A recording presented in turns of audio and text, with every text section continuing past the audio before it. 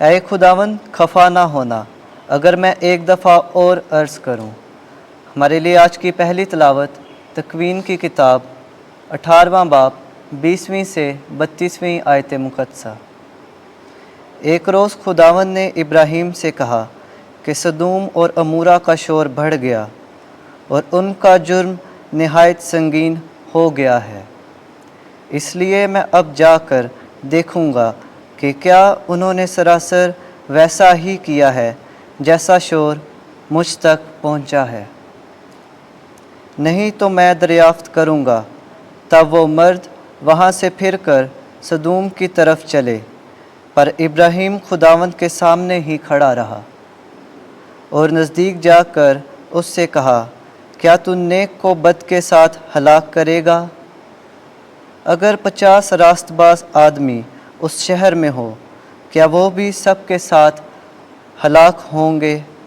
اور ان 50 راست بازوں کی خاطر اگر وہ وہاں ہوں تو کیا تو اس مقام کو چھوڑ نہ دے گا؟ ایسا نہ کرنا، یہ تجھ سے بعید ہے کہ نیک کو بد کے ساتھ مار ڈالے اور نیک جو ہیں بد کے برابر ہو جائیں، یہ تجھ سے بعید ہے۔ تو جو تمام دنیا کا حاکم ہے، کیا راستی سے انصاف نہیں کرے گا؟ اور خداوند نے اس سے کہا، اگر میں سدوم میں شہر کے اندر 50 راست باز پاؤں تو میں ان کی خاطر تمام مقام کو چھوڑ دوں گا۔ اور ابراہیم نے جواب دے کر کہا، دیکھ میں نے اپنے مالک کے سامنے بولنا شروع کیا، اگرچہ میں خاک اور راکھ ہوں، شاید 50 راست بازوں سے 5 کم ہوں۔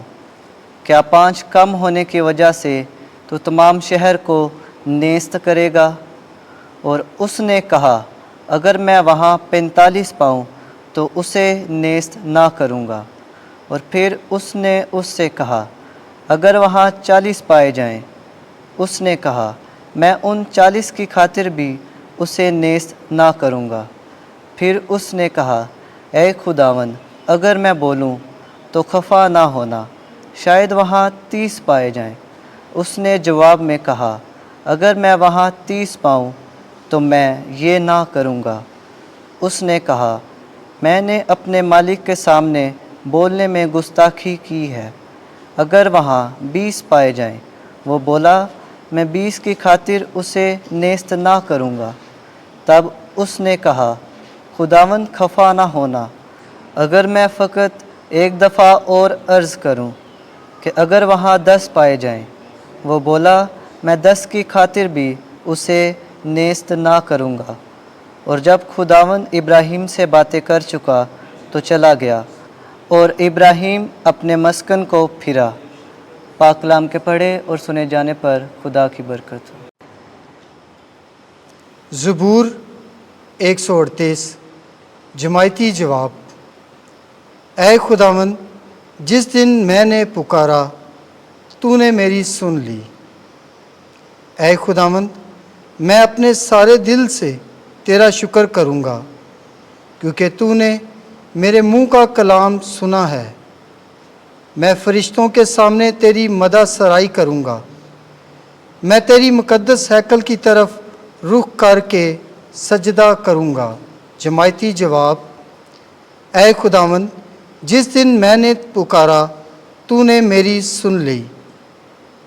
تیری شفقت اور صداقت کے سبب سے تیرے نام کا شکر کروں گا، کیونکہ تو نے اپنے نام اور اپنے قول کو ہر شے پر فوقیت بخشی ہے۔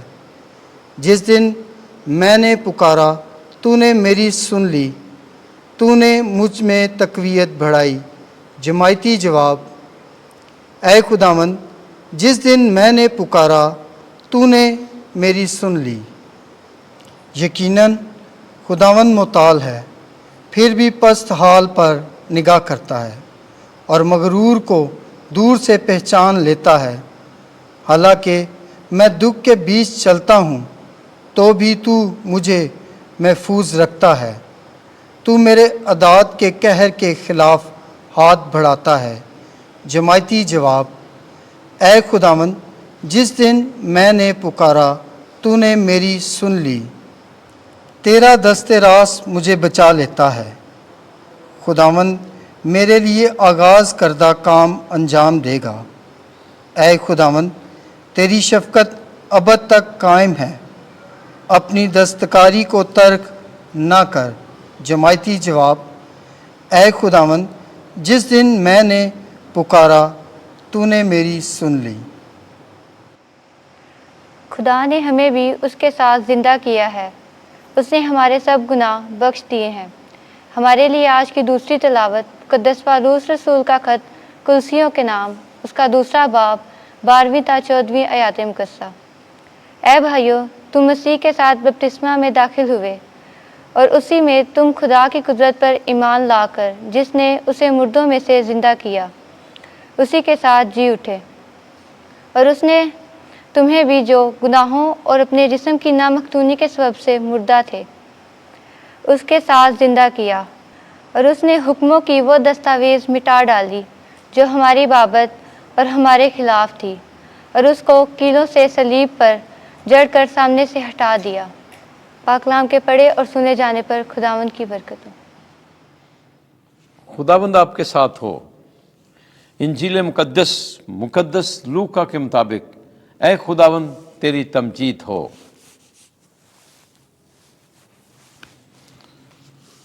گیارہواں باب پہلی آیت سے 13ویں آیت تک۔ مانگو تو تمہیں دیا جائے گا۔ یسوع ایک جگہ دعا کر رہا تھا، جب کر چکا تو اس کے شاگردوں میں سے کسی نے اس سے کہا، اے خداوند ہمیں دعا کرنا سکھا، جیسا کہ یوحنا نے بھی اپنے شاگردوں کو سکھایا۔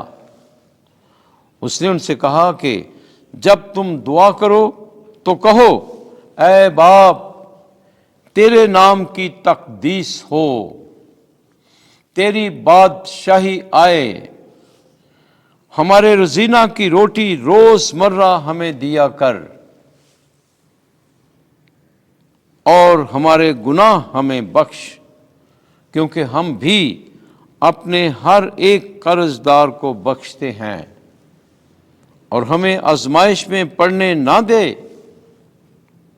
اور اس نے ان سے کہا، تم میں سے کسی کا ایک دوست ہو اور وہ آدھی رات کو اس کے پاس جا کر کہے، اے دوست مجھے 3 روٹیاں ادھار دے، کیونکہ میرا ایک دوست سفر کر کے میرے پاس آیا ہے اور میرے پاس کچھ بھی نہیں کہ اس کے آگے رکھوں۔